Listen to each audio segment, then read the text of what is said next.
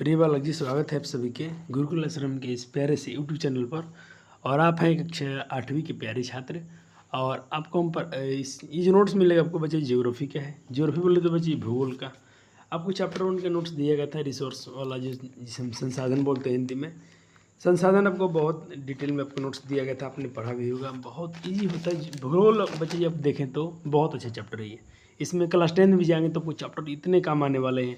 आप वहाँ फिर से भूमि के बारे में और मृदा और जल संसाधन तीनों रिसोर्सेस वहाँ फिर से आप पढ़ने वाले हो। तो बच्चे जी, आप ये जो चैप्टर पढ़ रहे हो ये भूगोल के अंदर आते थे। अब भूगोल को हम लोग बोलते हैं ज्योग्राफी। मैं इसीलिए बताता हूँ, बहुत सारे बच्चों को अपने बिहार में नाम भी याद नहीं रहता कि किताब का क्या नाम है। तो आप समझिए कि आप ये जो हमारी दुनिया पढ़ते हैं, हमारी दुनिया को हम लोग भूगोल बोलते हैं।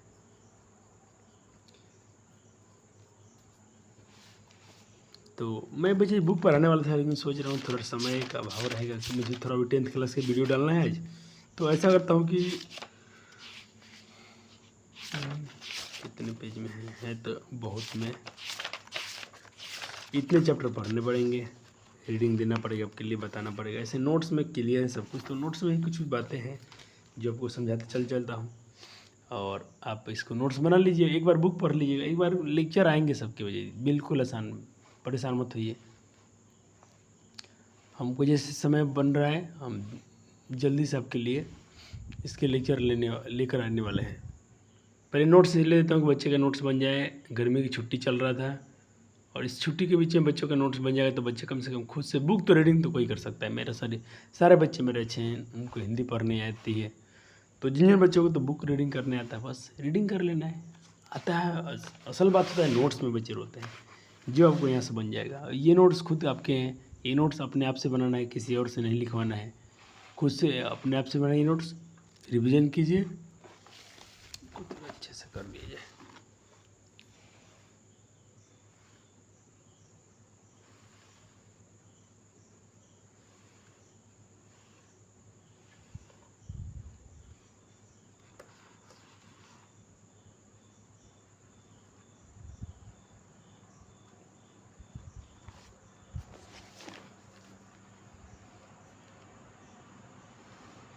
ये आप भूमि के प्रकार पढ़ रहे हैं, पड़ती भूमि, ये सब आप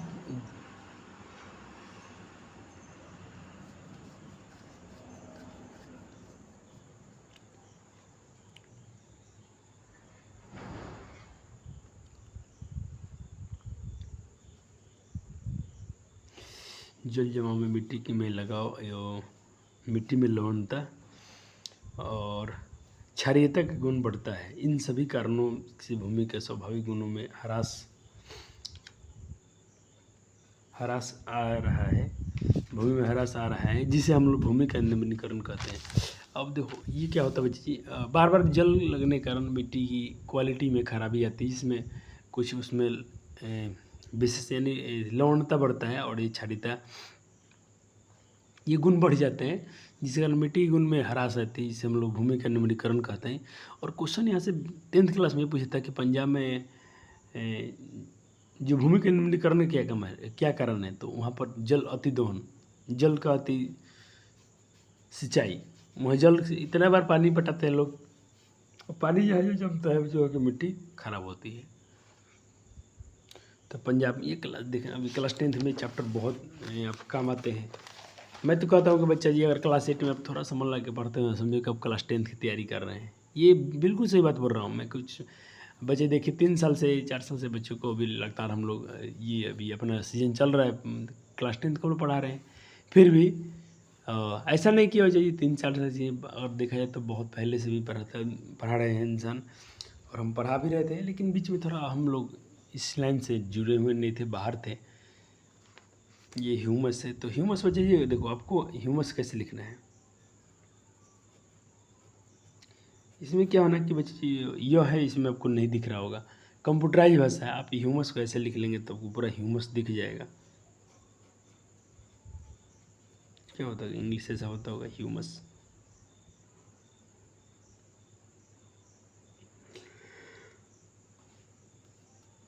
इसमें यह है तो आधा मतलब ह में हलन लगा दिया, यह ह्यूमस।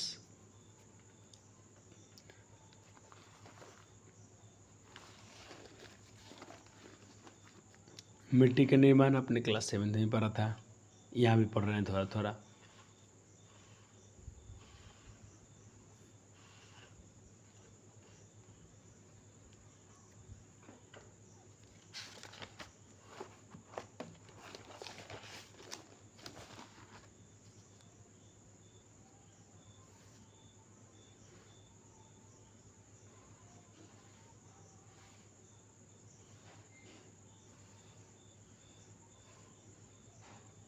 बलुई मिट्टी, चिकनी मिट्टी, दोमट मिट्टी, ये 3 प्रकार की मिट्टी।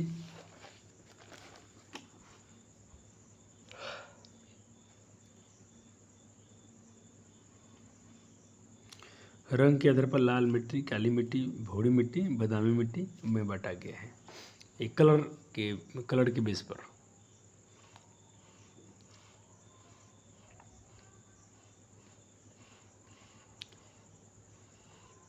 क्वेश्चन तो ये जलोढ़ मिट्टी वाला क्लास 10th में पूछा जाता है बहुत।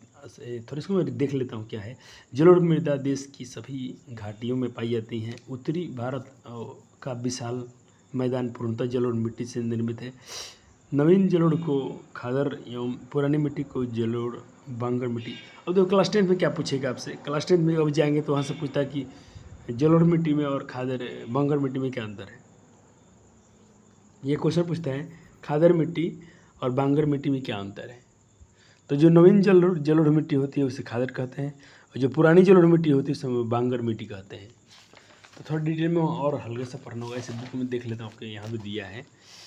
जलोढ़ मिट्टी किसके लिए फेमस उपयुक्त होती हैं। तो ये मिट्टी गेहूँ, चना, गेहूँ, चावल, मक्का, गन्ना एवं तिलहन फसलों के लिए उपयुक्त मानी जाती हैं, उनके लिए अच्छी मानी जाती है जलोढ़ मृदा।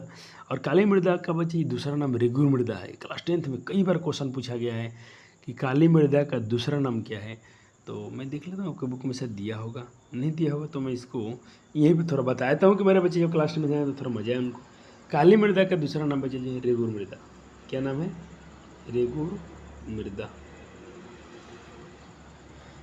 अब इसमें क्यों क्या पाया है काली मृदा में? इसमें एल्युमिनियम लौह की उपस्थिति के कारण यह मिट्टी काली होती है। यह मृदा कपास की खेती के लिए काफ़ी उपयुक्त मानी जाती है, इसलिए इसे हम लोग काली कपासी मृदा भी कहते हैं। और इसका दूसरा नाम रेगुर मृदा है। इसका दूसरा नाम रेगुर मृदा है। कपासी मृदा भी इसे कहा जाता है। और ये कहाँ पाया जाता है? तो महाराष्ट्र में, गुजरात में, कर्नाटक, आंध्र प्रदेश तथा तमिलनाडु राज्यों में काली मृदा अधिक पाई जाती है। इन स्टेट में बहुत अधिक मात्रा में ये मिट्टी पाई जाती है। लाल मृदा एवं पीली मृदा प्रायद्वीपीय पठार के पूर्वी दक्षिणी हिस्से में पाई जाती हैं। लौह के अंश के कारण इस मृदा का रंग लाल होता है। जल में मिलने के बाद यह मृदा पीली हो जाती है। हम कहाँ पढ़ रहे हैं, थोड़ा अपने नोट्स में चलें।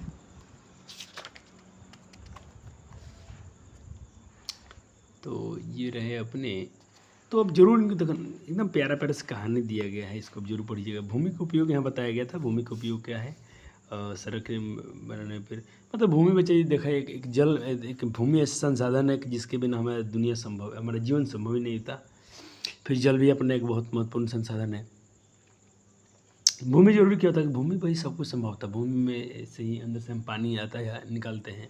भूमि पर ही सारा फसल उसल जाते हैं। भूमि पर अपना घर बनाते हैं, सड़क, सारी चीज़ें। तो भूमि एक बहुत प्यारा सा संसाधन रहा है अपना, और इसका उपयोग आपको देखा गया है। बाकी सबको पढ़ लीजिएगा, चापाकल रेल क्या क्या इसमें सब दिया है। बहुत कुछ खास अपना ये इसमें नहीं है। बाकी भूमि उपयोग में अंतर, ठीक है। फिर टॉपिक अपना है भूमि उपयोग को प्रभावित करने वाले कारक। इसको भूमि उपयोग को प्रभावित करने वाले कारक कौन कौन से हैं? तो उसने क्या क्या बताया था। एक तो प्रकृति कारक होते हैं, एक तो मानवीय कारक होते हैं। प्रकृति कारक में बताया गया है कि बच्चे जी वही दादाजी ने कहा स्थल पर मृदा की विशेष खनिज उपस्थिति के कारण जल संबंधी विशेषताएँ आदि जैसे प्रकृति कारक भूमि में उपयोग में परिवर्तन ला देते हैं। इससे कठोर भूमि के कारण पठारी क्षेत्रों में गलकरण करने प्रमुखता से लगाया जाता है, जबकि मैदानी भूमि में फसलों की खेती की जाती है। पठारी क्षेत्रों में जहाँ जहाँ खनिज हम पाई जाती हैं वहाँ पर खनन के कार्य किए जाते हैं। मानसूनी जलवायु में धान की खेती की जाती है, और शीतोष्ण जलवायु में सारे नोट्स में अभी देखा मैं आपको नोट्स में लिखवाए गए हैं। तो ये बच्चे जी भूमि में उपयोग के अंतर थे, भूमि उपयोग को प्रभावित करने वाले कारक हैं। अब जाहिर सी बात है पहाड़ पर बच्चे जब हम लोग फसल तो उगाएंगे नहीं, पहाड़ पर तो जल्दी सड़क बनेगा नहीं, तो जो जैसा माहौल है उसके हिसाब से वहाँ पर उसका उपयोग किया जाता है। ये जानकारी के लिए कुछ बात दिए थे, इसको जरूर पढ़ लीजिएगा। क्या लिखा गया कि मुंबई के निकट दलदली भूमि को सुखाकर ठोस भूमि में बदला गया था वहाँ नई मुंबई शहर का विकास किया गया।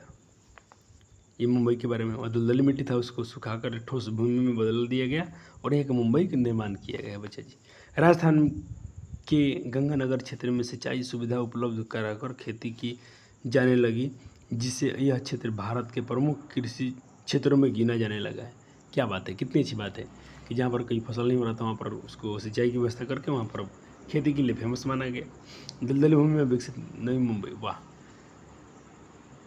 और क्रियाकलाप आपके दिया गया आसपास में जरूर इसको पढ़िएगा। चलिए, भूमि उपयोग वर्ग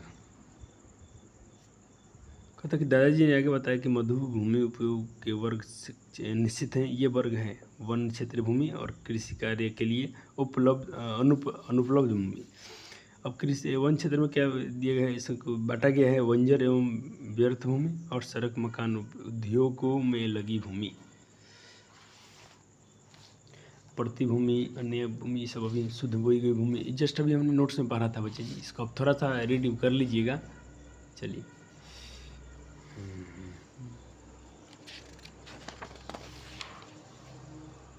और अब हम मृदा पढ़ रहे थे बच्चे जी। देखो ये ह्यूमस है, ह्यूमस वाला टॉपिक मृदा का हम पढ़ रहे थे अभी प्रकार, ये मृदा संसाधन।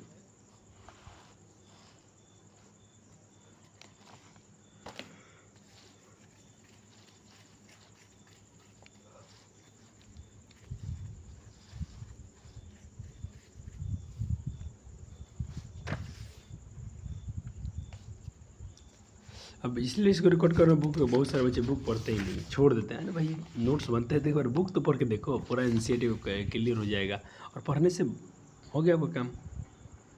देखो यहाँ पर ह्यूमस ठीक लिखा है, ये वाला ह्यूमस की अच्छी मात्रा है, बाकी वो तो बहुत सट गया था, आपको नहीं समझ पाओगे कहीं कहीं पर।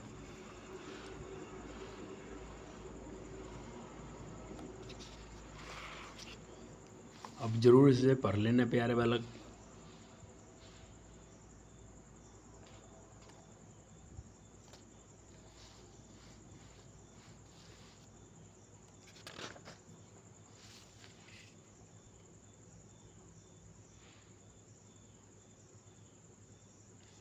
आपको यहीं से पढ़ाया गया था, अभी काली मृदा में पीला मृदा में पढ़ा रहे थे। और ये एक इम्पोर्टेंट पॉइंट है, मृदा अपरदन या संरक्षण। अपरदन मतलब मिट्टी के कटाव, उसको संरक्षण कैसे करेंगे, ये सब बात होगा इसमें। तो नोट्स हम जल्दी अभी दिखाने वाले हैं।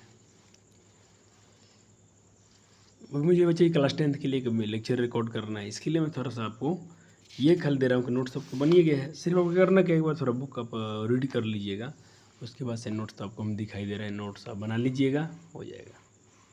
और ऑफलाइन में इसको हम थोड़ा डिस्कस कर लेंगे आज, क्या चिंता करते हो। कोई भी समस्या है तो बता के जाइए बच्चा जी। तुम लोग कितने अच्छे हो, तुम लोग के सर सारे विषय को पढ़वा रहे हैं, सारी चीज़ के नोट्स बना के मिल रहा है। क्या चाहिए आपको, ज़िंदगी में क्या कमी है, सिर्फ पढ़ते रहो, मस्ती में रहो, मुस्कुराते रहो, एकदम अपने टारगेट को बिल्कुल लेके चलो, एकदम उसको पूरा टारगेट मेरा सेट है, उसको पीछे तो आपको हटना नहीं है। तो चलो, अब ये पीली मृदा था, उसको अपने बुक पूरा पढ़ लिया। अब देखो, अब इसके जितने नोट्स बना के देखो, लगता होगा कि वाह क्या बात है, कितना आसान है। तो आसान सच में, अगर खुद से नोट्स भी आप चाहते तो थोड़ा थोड़ा बनाना सीख जाते, लेकिन कोई बात नहीं।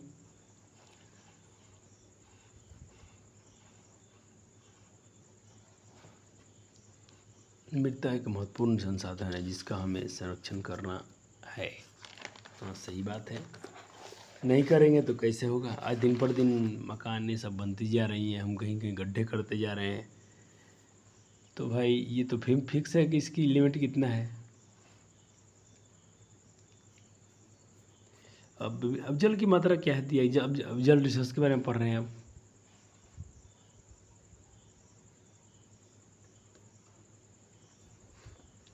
मतलब पृथ्वी के अलावा किसी भी ग्रह पर अभी तक जल नहीं मिला है, यही बात है। इसीलिए पृथ्वी अपना धरती जो है बहुत इम्पोर्टेंस हो जाता है।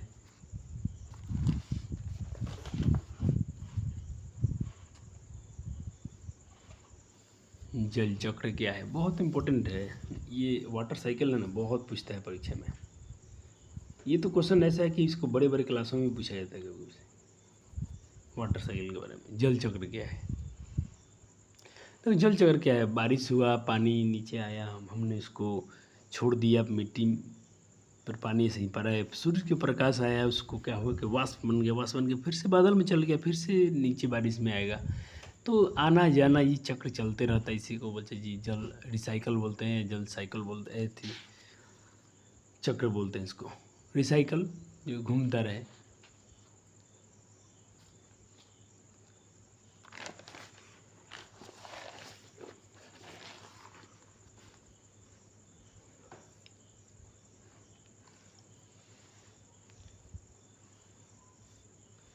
और जल का महत्व कितना है आज के डेट में आप जरूर जानते होंगे। आज देख ही रहे हैं कि पानी कितना हमारे लिए इम्पोर्टेंट हो जाता है।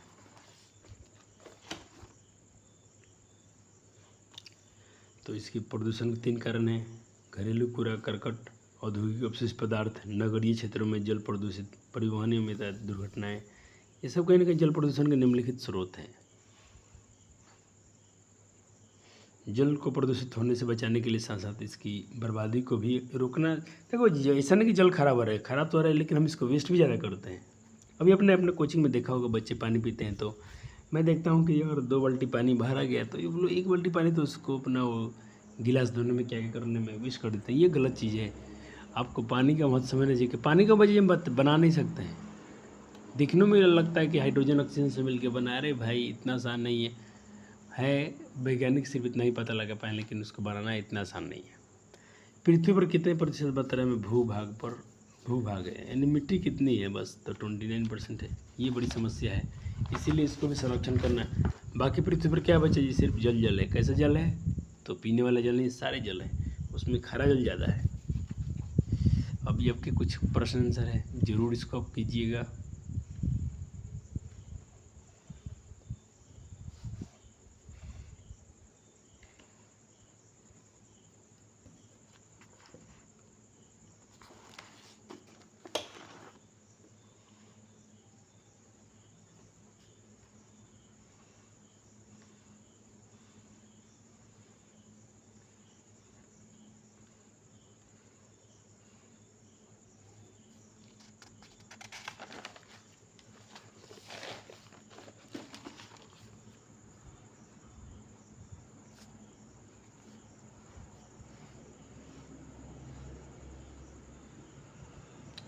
तो इस तरह से बच्चे जब कि चैप्टर गाइड नोट्स कंप्लीट होता है।